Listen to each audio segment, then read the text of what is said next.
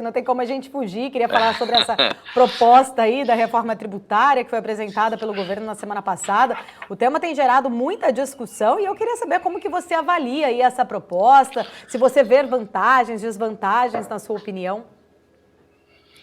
Bom, é um tema que já vinha assombrando, né? Eu venho tratando isso nas cartas mensais há alguns anos, né? Desde o início do governo, a gente tinha um certo ceticismo e, mais do que um ceticismo, uma preocupação, né?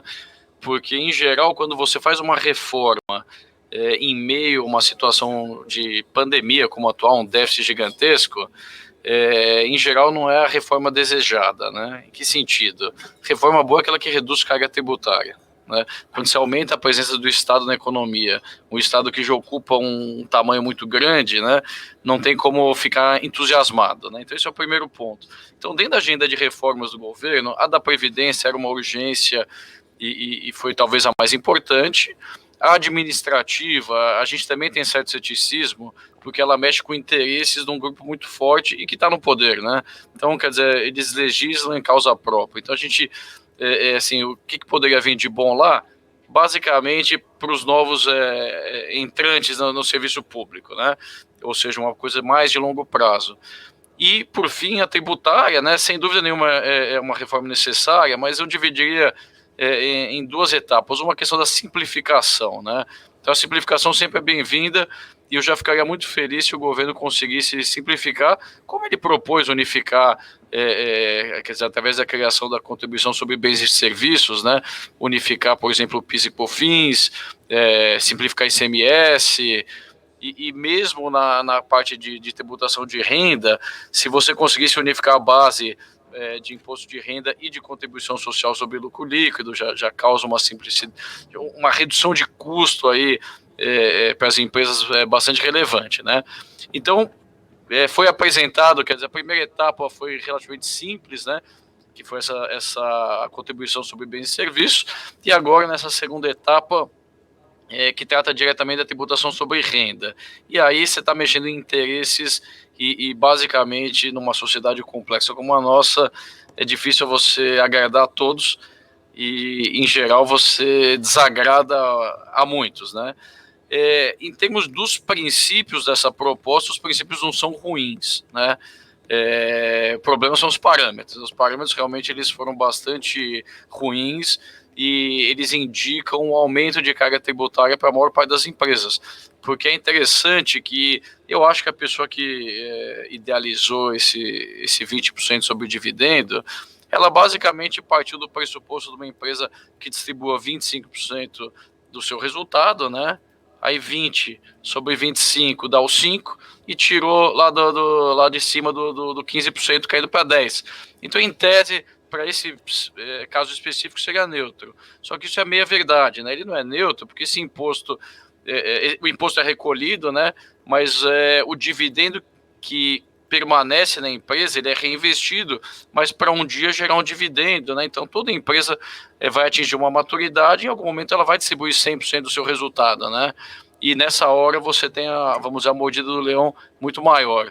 Então a gente aqui estima na média um aumento de carga tributária, levando em conta esse pagamento integral de dividendo, que sai dos 34 atual para mais perto de 43, né? Isso no caso das grandes empresas, né? Então eu não teria o desânimo total hoje, né? Parte porque já estava no preço das nossas ações, que são mais baratas do que em outros países, né? E parte porque esse projeto ainda vai ser tramitado e a gente acredita que todos os grupos aí das diversas indústrias vão se mobilizar para tentar trazer isso aí para algo que seja mais neutro, né? O neutro é não impactar em carga final para o empreendedor, vamos colocar dessa forma. Então, talvez o dividendo, em vez de 20, 15 ou 10, e eventualmente mexer também na contribuição social sobre lucro líquido de 9%, que não foi colocada, né? Então, você traz o IR do 25 por 20, mas eventualmente a contribuição social de 9 para 5, né? Como já foi no passado, não muito distante. Agora, o outro grupo que vai ser muito mais afetado é o grupo dos chamados PJs, né? PJinhas, né? E é um processo longo, né? De longo prazo, de pessoas migrando do mercado de trabalho formal o pequeno empreendedor, ou a pequena PJ, ou a própria empresa individual, né? De um só, uma pessoa. E por que as pessoas partiram para essa pejotização? Para escapar da pesada legislação trabalhista, né, que supostamente em algum momento também seria desonerada. E aí o governo, enfim, nessa proposta, ele acabou agradando um contingente maior de pessoas, né? Por quê? Porque ele aumentou as alíquotas de desconto para imposto, né, em torno de 30%, então 6 milhões de pessoas a mais vão deixar de pagar imposto, e você diminui a carga principalmente para os que ganham menos. Então, do ponto de vista distributivo, essa reforma vai agradar, vamos dizer, um contingente grande de pessoas. Por outro lado, as PJs que têm mais do que 240 mil reais de resultado anual, e aí seriam as médias, né, e todo mundo que está na questão do lucro presumido, esses segmentos tiveram, e que são profissionais liberais, escritórios de direito, o mercado financeiro, etc., aí sim a alíquota realmente foi bastante onerada, porque hoje, basicamente, você paga o imposto sobre o faturamento, né, 17,88%, o que com ou sem lucro, né? Agora, nos períodos de crise, boa parte dessas empresas não davam lucro e pagavam esse imposto. Agora a gente está numa época, vamos dizer, de melhora da atividade, né, principalmente na parte financeira, e essas empresas não só têm lucro, como têm margens altas. Por quê? Porque basicamente os prestadores de serviço são sócios, né, e eles oneram um pouco, vamos dizer, o setor público, né, já que a contribuição previdenciária se dá toda no faturamento, mas também ninguém se aposenta por tempo de serviço, é só por idade, se tiver uma renda baixa lá na frente. Mas hoje, com essa proposta, passaria a ter 20% de imposto no dividendo. Então, imagina que uma empresa que tem uma margem líquida de 80%, né, quer dizer, ela sairia de um lucro aí a distribuir em torno de 60%, 64%, 65%, ou seja, ela paga um imposto sobre o resultado de 34%, né? Só para não confundir com empresa grande, né? Empresa de lucro real é 34% do lucro. Essas empresas de lucro presumido é 18% do faturamento, mas elas têm custos também, tem aluguel, tem prestadores de serviço, enfim, tem despesas aí diversas, né? Então, uma com margem de 80% é mais ou menos parecido, né? E teria esse imposto aí em torno de 34%. Por outro lado, quando você passa a tributar também o 20% sobre esse dividendo, sobre esses R$ 64 que seriam distribuídos, né? Você está falando aí que você vai, em vez de você distribuir os 64, você vai passar a ter uma distribuição aí que pode incorrer você vai tirar os 20% de imposto, e aí a tua alíquota de R vai para quase 50%. Ou seja, ela praticamente dobra, né?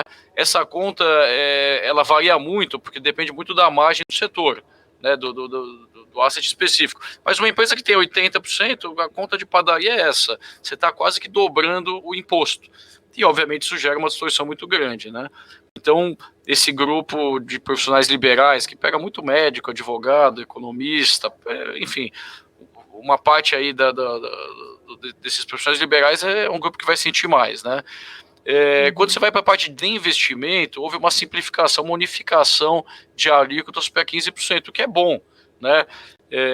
Bom no sentido que hoje tinha muita regrinha, então se ficar 6 meses, menos de 6 meses vai pagar 22,5% e vai caindo.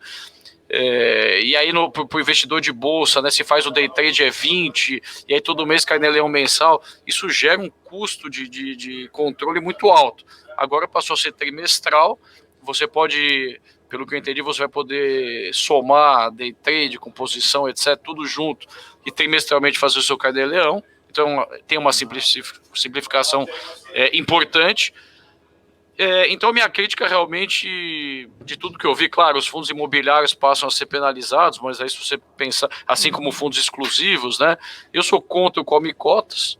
Por quê? Porque você está pressupondo um ganho que você só vai ter efetivamente quando você resgatar, né, mesmo sendo renda fixa. A gente já viu algumas coisas aí acontecerem em renda fixa, crédito, etc., né.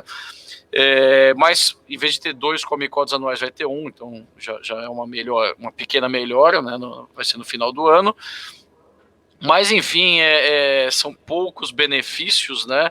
E, por exemplo, o investidor de fundo de ação, ele não tem a mesma isenção do investidor de ação. Então, se você tem até R$20.000 por mês em venda de ação, você tem isenção. Se você resgata de um fundo de ação os mesmos até R$20.000, você não tem essa isenção. Então, você sempre preserva algumas diferenças que não fazem sentido. E o fundo exclusivo também me parecia uma aberração.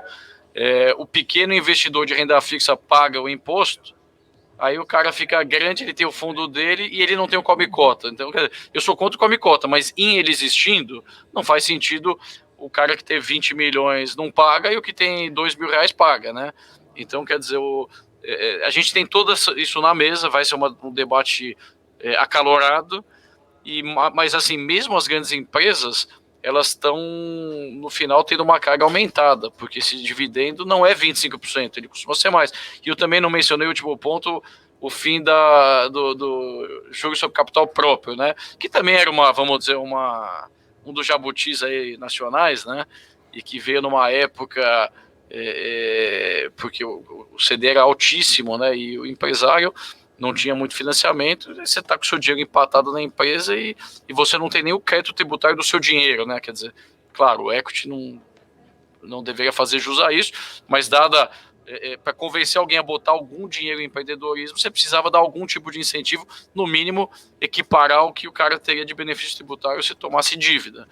E isso aí também vai cair, né? Então algumas empresas se prejudicam mais que outras, né? Então grandes pagadores, os bancos, por exemplo, que já sofrem aí uma tributação bem mais acentuada através da contribuição social sobre lucro líquido aumentada, né? E tudo vai para o banco, mas é um setor que parece que desistiu de defender seus interesses, simplesmente repassa para o público, né?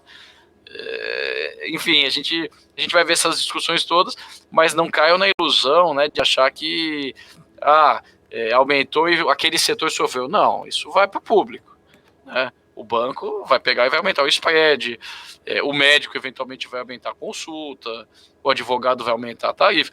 Talvez quem menos vai ter poder de barganha é a área financeira, né? Porque, em tese, para você preservar as mesmas condições, teria que aumentar taxas, etc. Eu nunca, em todos esses anos de indústria, eu nunca vi nenhum aumento de taxa de administração e performance. Eu vi queda, mas não aumento.